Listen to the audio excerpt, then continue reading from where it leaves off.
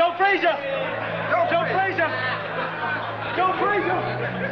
Joe Frazier! When Muhammad Ali challenged Joe Frazier for their third and most momentous encounter in the ring, he began throwing the punches early. It will be a thriller and a chiller and a killer when I get the gorilla in Manila. Frazier! In a thinly veiled racial taunt, Ali used his command of the world's media to caricature Frazier as an ignorant savage. He is the oldest man in boxing. If I'm a gorilla, he got to be from the same ancestor. He must be a gorilla too. By the time of the fight, Frazier was spitting blood. The Thrilla in Manila was going to be the settling of old scores. When they met in the ring, they weren't really fighting for the heavyweight championship of the world so much as they were fighting for the championship of each other. Ali and Frazier were always on a collision course. Their boxing styles, personalities, and politics a clash waiting to happen.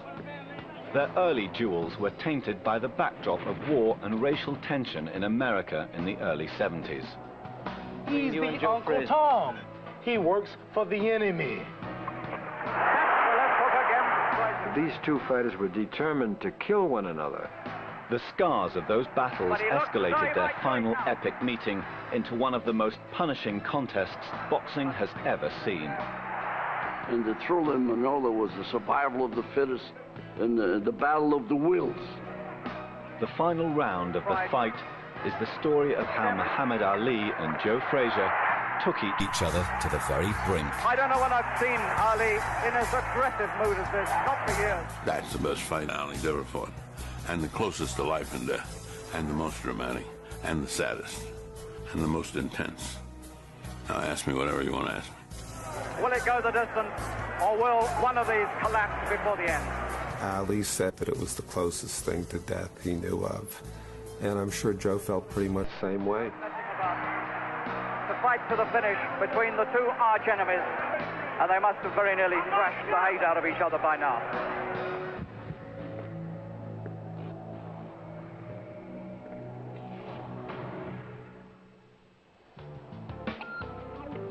The world heavyweight title fight between Muhammad Ali and Joe Frazier was staged in Manila in the Philippines in 1975.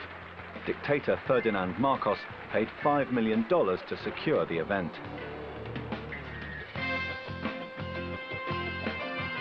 Despite a state of martial law, it put his country in the international spotlight and distracted from his domestic problems for 6 weeks.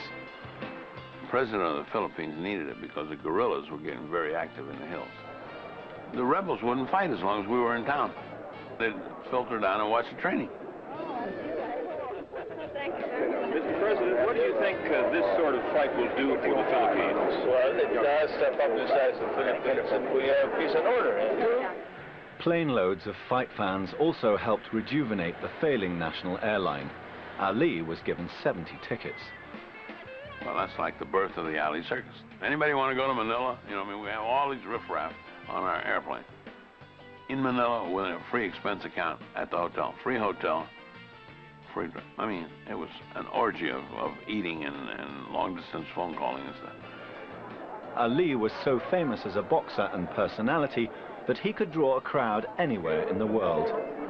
We thank the President, the First Lady, for accepting us here and taking the time out from the business schedule to accept us here today.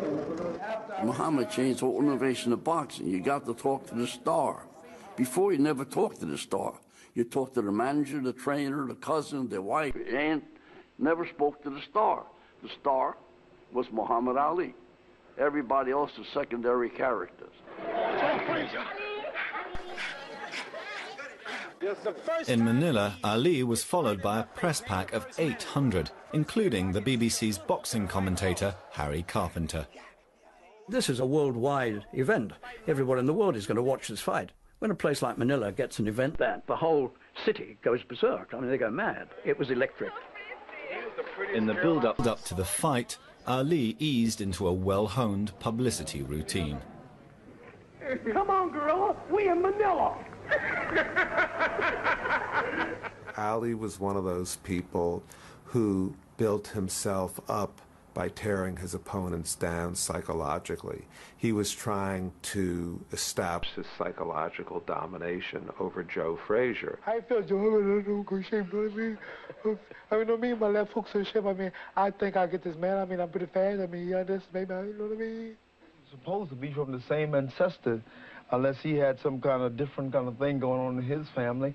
And if I'm a gorilla, he got to be from the same ancestor. He must be a gorilla, too.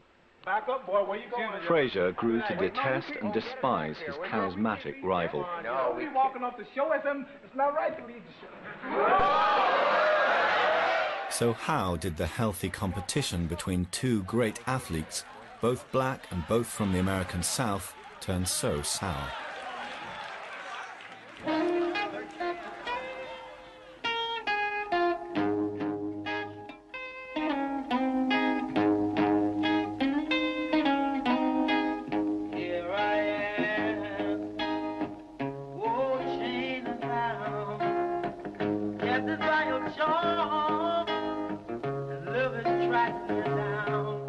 Joe Frazier had to struggle for everything in life. He was the youngest of 12 children, born into a poor family in Beaufort County, South Carolina. He left home at 15, became a father at 16, and eventually settled in the boxing city of Philadelphia. By day, he worked in an abattoir, and by night, he followed a childhood dream to be the next Joe Louis. It took Frazier more than a year to find a deal with a syndicate called Cloverley, and then he began to power his way through the ranks. In his first 2 years, he won all 19 of his fights. His corner nicknamed him Smoking Joe, saying his gloves could make smoke. Then just when Frazier had world champion Ali within his sights, he was robbed of the chance to fight him. Ladies and gentlemen, Mr. Muhammad Ali has just refused to be inducted into the United States Armed Forces. At the height of his powers, Ali was stripped of his heavyweight title and banned from boxing for 3.5 years for refusing the draft to Vietnam. As a recent convert to the black separatist group Nation of Islam, Ali said he wouldn't help America oppress another nation when its own black people lacked civil rights. Muhammad had his own opinions, his own ideas, and he did what he felt was right. This was Muhammad. So I knew what he was doing was sincere and honest, and that's what I told people. What might this do to your boxing career? No comments on the boxing career, no comments on nothing. I just face the judge, and that's all I have to face is the judge. Ali's stand cost him his livelihood, his passport, and almost earned him a prison sentence. His stance was seen as unpatriotic by many Americans. Do you think there's anything wrong in someone like Cassius Clay, Muhammad Ali, in refusing induction? Yes, sir, I certainly do. Why? Because he's no better than the rest of us. Mr. Clay, when Muhammad Ali, sir. Mr. Clay Muhammad Ali, sir. Mr. Muhammad Ali, either yes, one. Just Muhammad Ali. When you appear Ali felt persecuted by the American establishment. You just can't take a man's title out of the ring. You gotta, that's never been done in history. And all type moves have been made against me that's never been made before in the history of boxing. While Frazier didn't agree with Ali's religion or radical politics, he stood up for Ali's right to earn a living by boxing. Joe was good to him. He gave Ali a little bit of money from time to time. He arranged for certain joint publicity stunts that kept Ali's name in public view and helped him make a few dollars more. Most of all, Frazier wanted Ali back in the ring so that he could prove himself a true champion by beating him. The moment finally came at Madison Square Garden in New York in 1971. It was billed as the fight of the century, a unique clash between two unbeaten men. Having supported Ali's comeback, Frazier was surprised and hurt when Ali turned on him during the pre-fight publicity. Number one, he's ugly. He has no rhythm, no footwork, no class. He cannot talk. And who told him he could sing? He could. The thing about it, see, you might don't be able to talk. So I got to do over you. You can't wait, man. You got to. In the build-up to the fight, Ali started to portray Frazier as an Uncle Tom figure in the power struggle between black and white that was dividing America at the time. He's the Uncle Tom. He's the other type Negro. He's not like me. There's two type slaves. Joe Frazier's worse than you to me. One day he might be like me, but as of now, he works for the enemy. Calling Frazier an Uncle Tom was accusing him of being a white man's lackey. He started making comments like, well, only white people and sheriffs are rooting for Joe Frazier. There came a point where who you were rooting for in that fight was really a litmus test for where you stood on the war, where you stood on civil rights. It was more than a fight. The Ali campaign was so relentless that many black people turned on Frazier. He received death threats and his children were bullied at school. Muhammad had gotten under his skin something brutal, and I could see the reaction be like that. He wanted to really destroy Muhammad. Ali was calling him a white man. I mean, Joe Frazier, a white man? He was so black, it was like the inside of a coal mine. So Frazier was waiting to kill him. On fight night, Ali underestimated Frazier's power, stamina, and desire to punish him for the insults. And Clay beckons him back.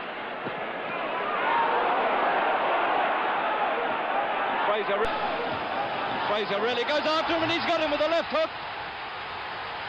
He's done it once too often. Clay's in trouble. Round 11. He's hurt. He nearly went down. As the fight was in progress, Ali said, "You know you're in the ring with God." And Frazier said, "Well, if you're God," he says, "you're in the wrong place tonight." Muhammad Ali trying to regain his title from the present champion, Joe Frazier.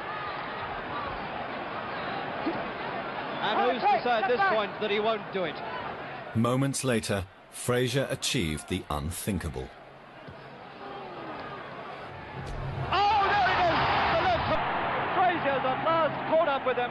He knocked Ali down for only the second time in his professional career. Frazier got the judge's decision, and he became the first man to defeat Muhammad Ali. He was truly heavyweight champion of the world. The winner by unanimous decision, Joe Frazier. But Ali didn't see it that way. He had placed such importance on winning that he was ungracious in defeat. I think I won on points. If you look at Frazier's face and look at mine, there's no comparison. I'm sure I hit him 3 times more than he hit me if you watch the film. And when I do come back, I'll have more of a hunger or determination, which is something you lose in the intoxication of so-called greatness. Ali wanted another crack at the title, but Frazier was in no hurry. Instead, in 1973, he took on another fighter from the South, Texan ring giant George Foreman. It proved to be a shattering experience. And he's got him with a right hand. Frazier just didn't know how to cope with Foreman's wrecking ball style. Another right hand. There it is, and he's over again. George Foreman was impressive in those days. He was like Liston. He just overwhelmed you and beat you into the canvas. And he's got this title in his throat. Frazier doesn't know where he is, and over he goes. Frazier was knocked down 6 times in the first 5 minutes. After 3 years at the top, he was just another contender like Ali. So it was Ali who went forward to tackle Foreman in Zaire in 1974, in a fight famously marketed as the Rumble in the Jungle. Good round from Foreman, this one. He's made all the running. Foreman seemed invincible as Ali looked trapped and helpless on the ropes. But this was all tactical, and Foreman was spectacularly outmaneuvered in perhaps the greatest boxing comeback of all time.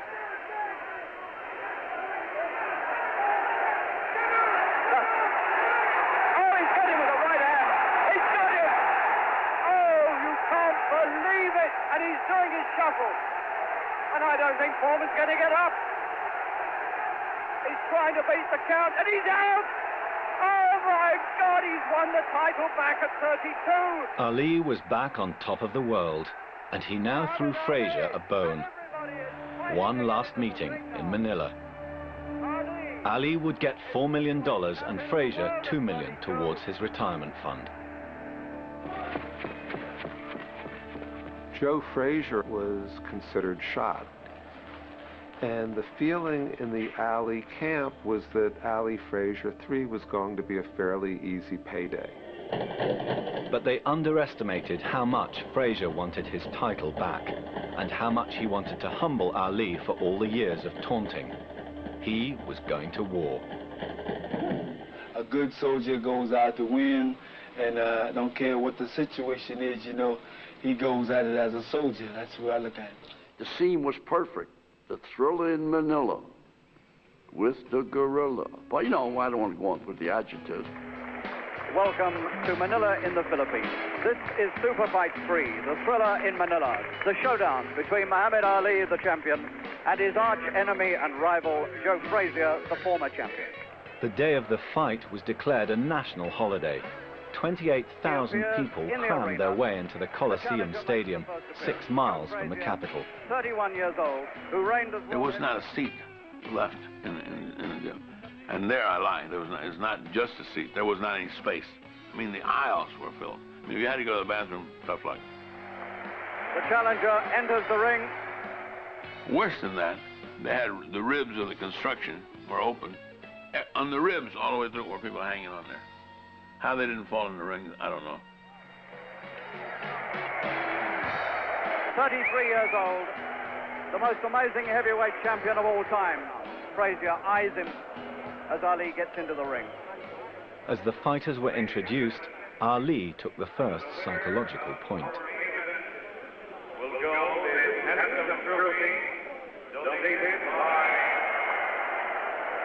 Ali says, that will be mine. And he claims it already and takes it to his corner. Frazier tries to take no notice. And here we go with Super Fight 3.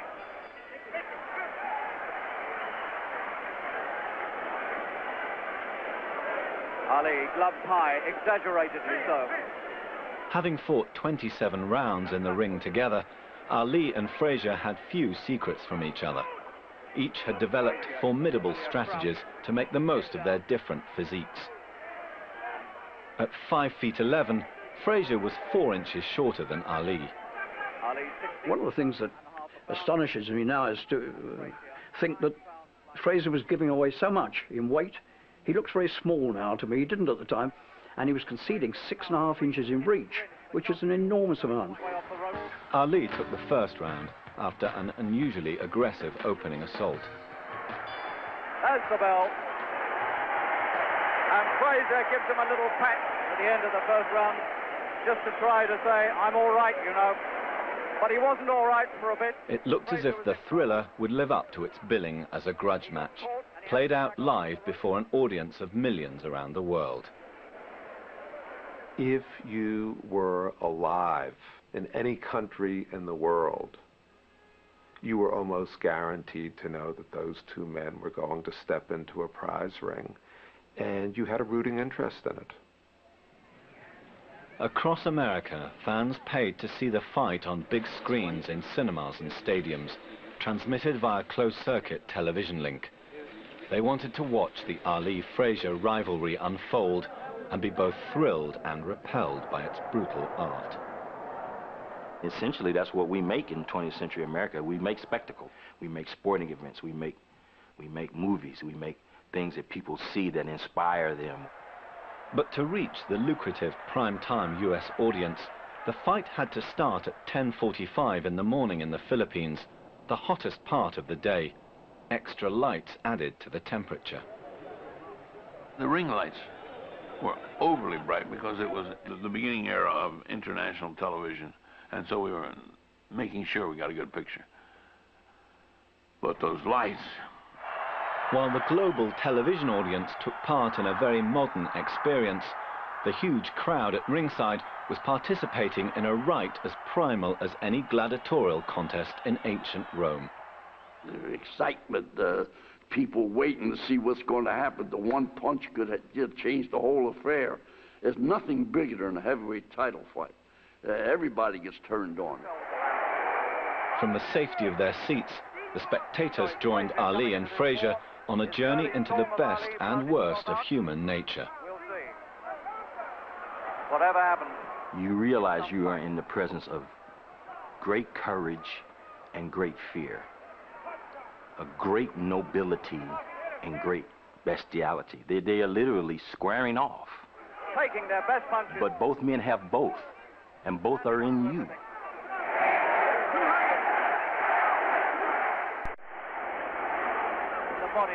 By round 5, Frazier was at last getting into the fight and finding a way around Ali's jab. He kept coming forward, pushing Ali back towards the ropes. Trying to get the upper hand of each other. Ali leans with one hand on the ropes. He's flying about a lot now. Then Frazier caught Ali with a big left hook, his best punch of the contest so far.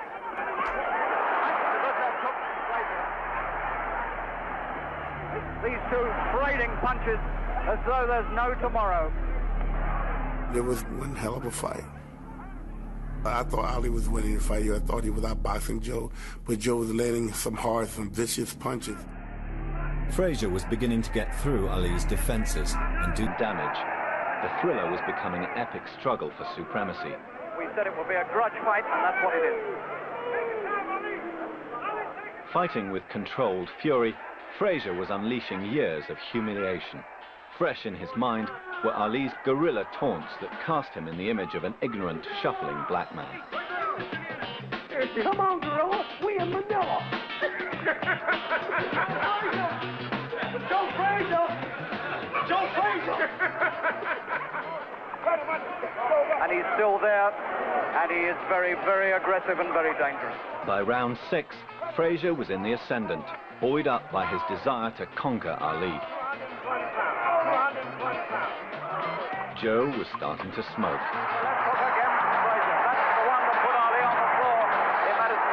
He got right in on that one. Frazier came on, and then Frazier came on, and then Frazier came on, to the point where at one point they were right over us. Ali was in a clinch on the ropes, and he says to him, and they told me you were through, Joe. And Joe said, they lied, champ, they lied, and hit him side. It sounded like a bass drum go, oh my God, we're in for a long night tonight. Frazier gives this appearance of being so strong that he can go on doing this sort of thing forever. Joe just kept coming right through anything Ali had. He was just indomitable. He was a locomotive going through, a wall of straw. I mean, we couldn't think of a way to stop him from coming through. Round 6, and this has been Frazier's round all the way. As the bell, Frazier's round all the way. And he smiles as he goes back to the court. They had now been fighting for half an hour in a temperature of 110 degrees. It was a season where it rained 10 minutes and it was through for half an hour, and then came back and rained half an hour and then it was through for 10 minutes. It was like being inside of a boiling pot of tea. I mean, it was just oppressive. There wasn't a breath of wind coming off the South China Sea. There was no air conditioning. The people who had built the arena left the space about that high between the roof and what was beneath it, and the wind was supposed to blow in and cool everybody off. Well, of course it didn't. For the opponents in the ring, the heat was becoming another enemy to overcome. By round 8, Ali was trying to change the pattern of the fight. He came out to meet Frazier in the middle of the ring.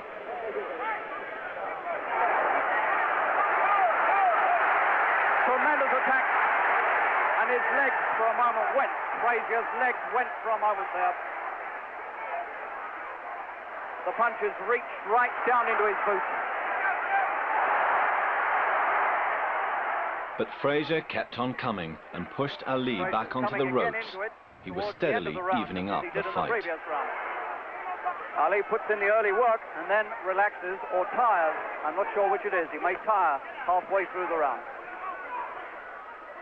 It was now that the thoroughness of their training would be put to the test.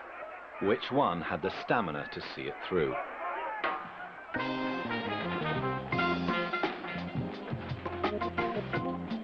After months of preparation, the fighters had 6 weeks in Manila to acclimatize to the tropics.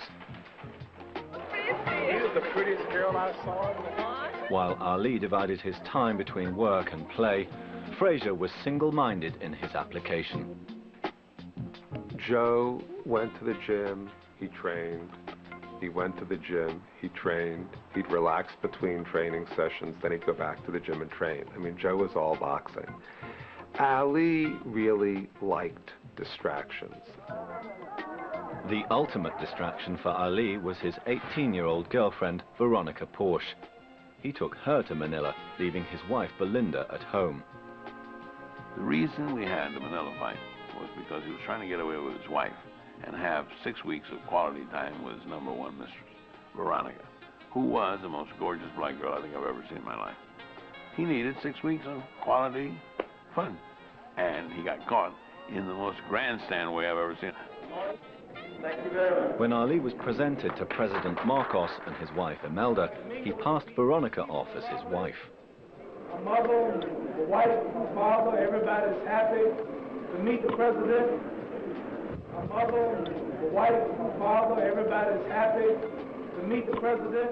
Go on national television, CNN, international television, and the president says, you know, your wife is very pretty. And Ali says, yeah, and yours ain't bad either. Well, God, that's got to make the press. I mean, that's high time blowing your marriage. The public humiliation, understandably, was too much for Belinda to bear. So she got on an airplane, flew over to Manila, had a very loud face-to-face with Muhammad, during which she told him exactly what she thought of the situation, then got back on the same plane and flew back to the United States. Ali claimed that he was stimulated by controversy, but some in his camp were anxious that he was underestimating Frazier. I go over and watch Frazier train. I come back and say, hey, this guy's for real. He's not here just to lose and pick up $5 million. He's here to kill you. The guy is really mad. After 10 rounds, the judges' score showed that Ali and Frazier had taken 5 rounds apiece. Both were profoundly weary. It was now a test of wills to see who would prevail. It's not about boxing ability anymore. It's about strength and sheer determination and gut and the ability to stay there. Well, you never saw a fight like that before because it got more intense as it went along. And when you think Muhammad was fading, he would come back. Joe Frazier was fading, he came back. So once again, this round swings first one way, then the other. This was like watching a demographic of Wall Street, the market, up and down, up and down. Somewhere they find strength again, these two, in one of the hardest fights for years. In the stadium, the heat and tension were rising all the time. I had a towel soaked in ice, and as soon as I'd come down from there, I just put the whole towel over my hand, and I still felt woozy all through that fight. I looked at Angelo and I said, one of us is going to have a heart attack here or a faint from heat. And this guy's fighting in it. The pressure is intense, and Ali looks tired. He looks very tired. And I told him, well, now you got to separate the men and the boys. Suck it up. Naturally, the ice down the trunks, ice behind his neck, a little pinch here and there.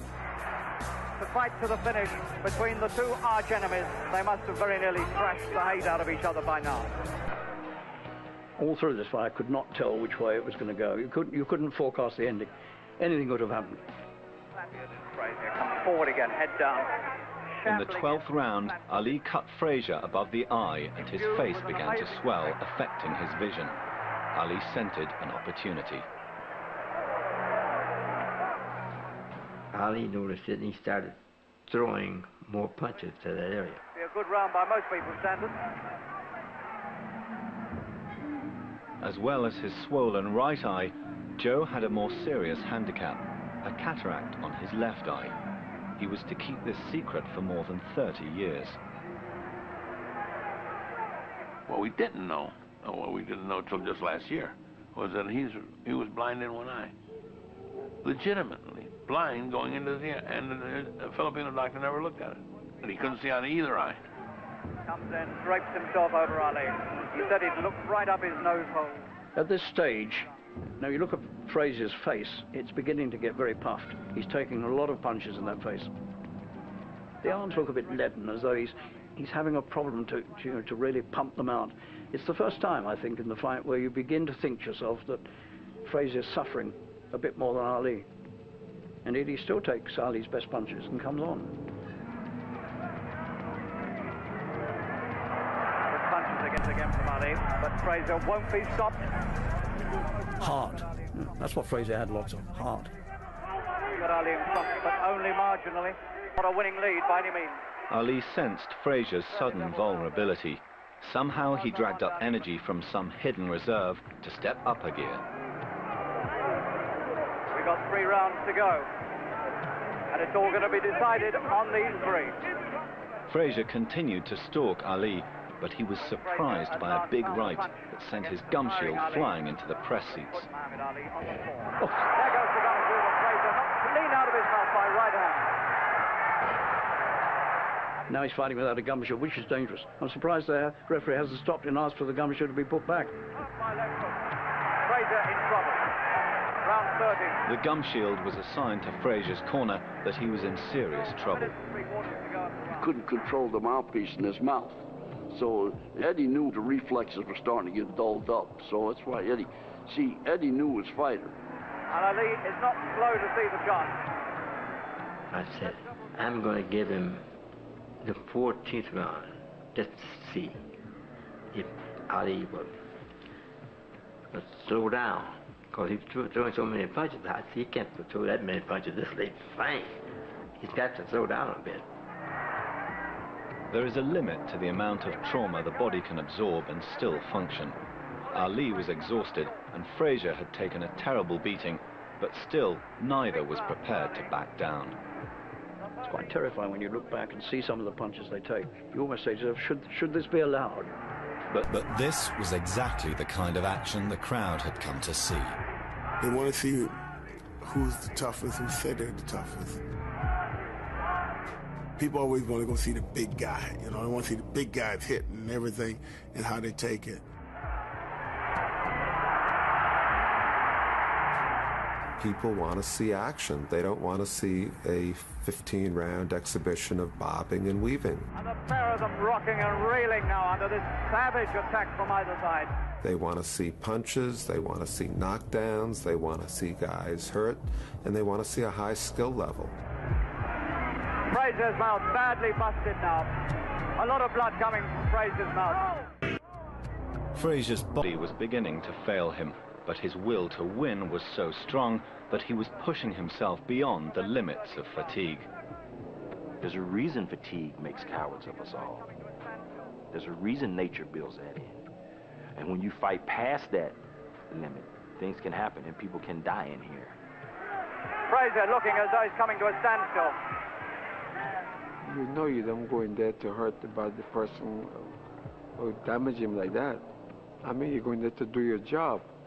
And your job isn't to hurt someone in there. But if it's happened, that's your fault. In boxing, there's a fine line between protecting the boxer and satisfying the demands of the paying public. And Frazier looked almost on his last legs at the finish there. That's a big round for Ali. The spectators don't want the fight to be stopped too quickly. They want to see a fight.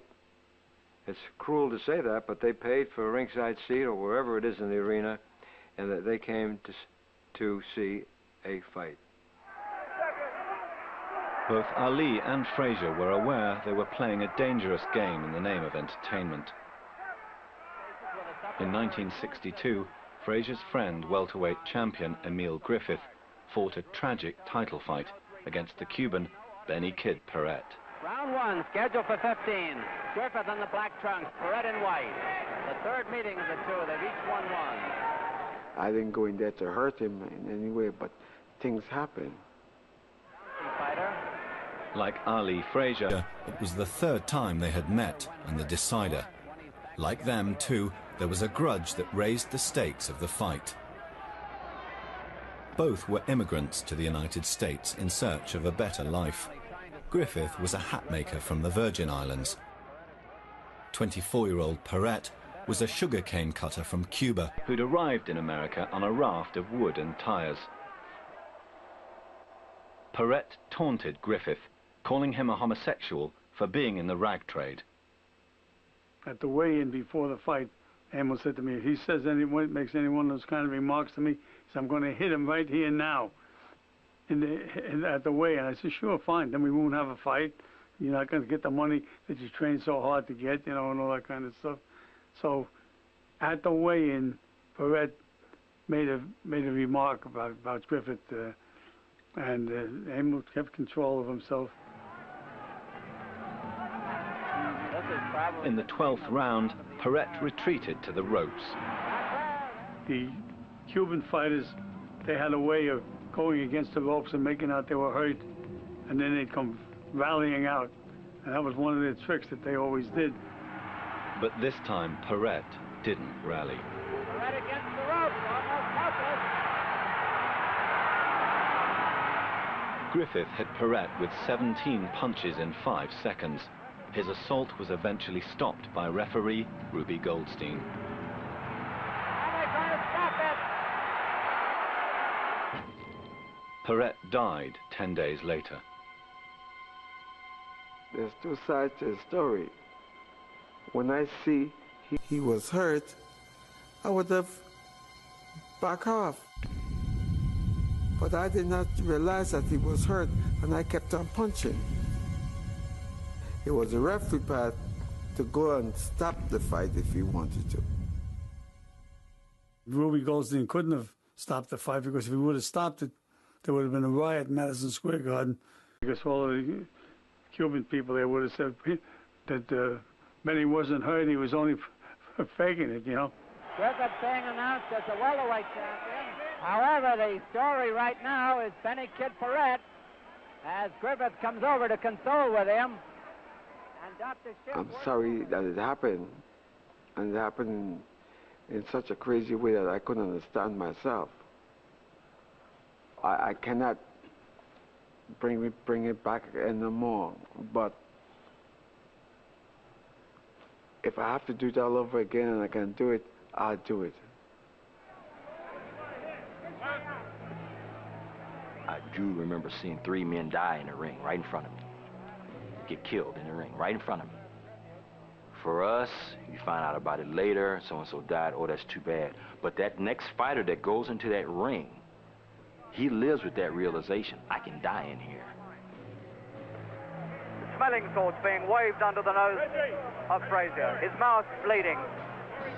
Not looking quite as though he knows where he is.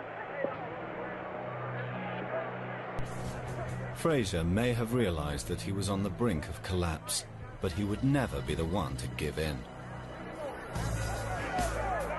Will it go the distance, or will one of these collapse before the end? 6 minutes fighting left.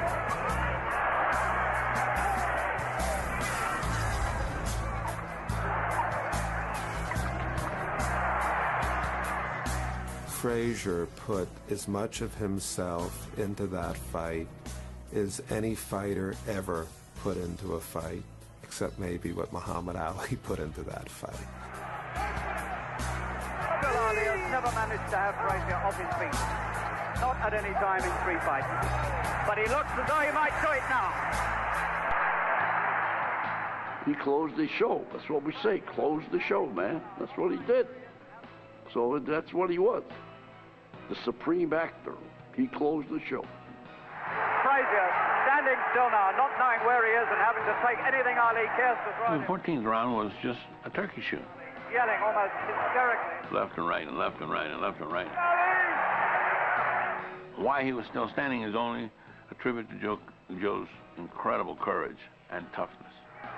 Frazier's left eye is shutting. His mouth is bleeding. And for the first time, he's looking an out-and-out loser. The pace, the exhaustion, the punching has got to Frazier at last. Look how wild Frazier's punches are becoming. He's just swinging. I mean, this is desperation. This is real desperation. He's screaming all over the ring, and Ali can take him out if he's got the strength. All Ali had to do was walk 5 feet, 6 feet, and blow on him, and the fight would have been over. Ali could not walk those 5 or 6 feet. That's how much these two guys left in the ring. The Ali corner yelling to the referee. Of the 30 right punches Ali threw in this brutal round, 9 landed on Frazier's right eye. He was now virtually fighting from memory. We're coming to the end of the round. There it is. And Frazier reels about the ring on rubber legs. When the bell went, the referee had to guide Frazier to his corner. With just 1 round to go, Eddie Futch had to make the most difficult decision of his life. And that corner are in real trouble. Really desperate trouble. I said, I can't let him get hurt. And said, he's at the place in this fight now where 1 punch can do it. And somebody in that corner wants to stop the fight. Somebody in Frazier's corner is saying he ought to be stopped. Eddie Futch, years of training, knocked all of the potentials out of his mind for money, or if we win and we're the champ, we'll get to defend and there'll be more money for me. He didn't see any of that.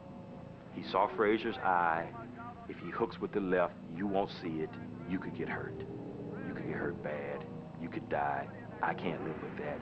That's the end of the fight. Somebody in Frazier's corner wants to stop the fight. I said, it's all over, Joe. He jumped up. I said, sit down. Tapped him on the shoulder, sit down. They're arguing about it. And I told him, I'm not letting him come out before the 15th round. And Eddie Futch is calling it off. He's calling it off. It's all over, and Muhammad Ali at the end of the 14th round is a TKO winner. He did it in the end, the hardest fight of his life. Now at this point, I was sitting on Ali's side of the ring, and after he stood up and acknowledged the crowd's cheers, he fell down in his corner. He was so exhausted. They're having to hoist him off the floor and get him back to his corner. He doesn't know where he is. The winner is out. And he's in just as bad a way as Joe Frazier, but it was Frazier who had to go first. Neither of them could go any deeper. Ali said afterward that it was the closest thing to death he knew of. And I'm sure Joe felt pretty much the same way. First you take my heart in the palm of your hands and you squeeze it tight. Then you take my mind and play with it all night. Manila took both men to the edge of human capability. Joe Frazier was the loser, but he had won the respect of millions, including, finally, Muhammad Ali. He's great. He's greater than I thought he was. He is tough. He's a great fighter. I'm so tired, I don't want to do nothing. I want to rest for 1 week. Manila left a lasting legacy on both fighters. Frazier retired a year later because of his failing eyesight. Ali fought on until 1981, boxing damage finally bringing down the curtain on a remarkable 21-year career. But the Thrilla in Manila will always be remembered as the most inspiring display of courage and skill ever seen in a boxing ring. The third Ali-Frazier fight was not just the best fight I saw Ali fight. It was the best fight I saw anybody.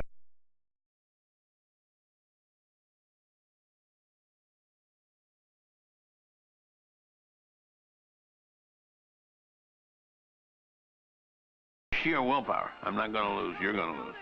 That was Ali at his best.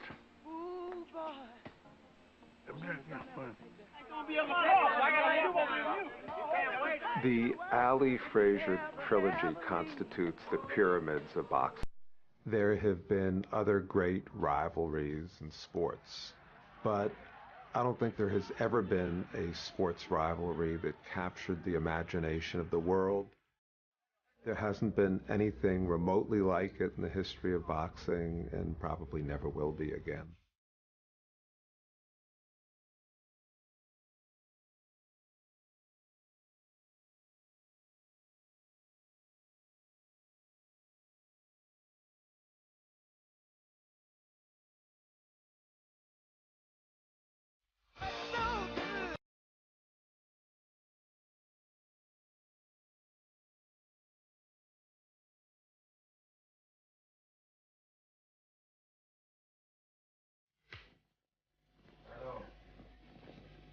Oh, it was a thriller in Manila.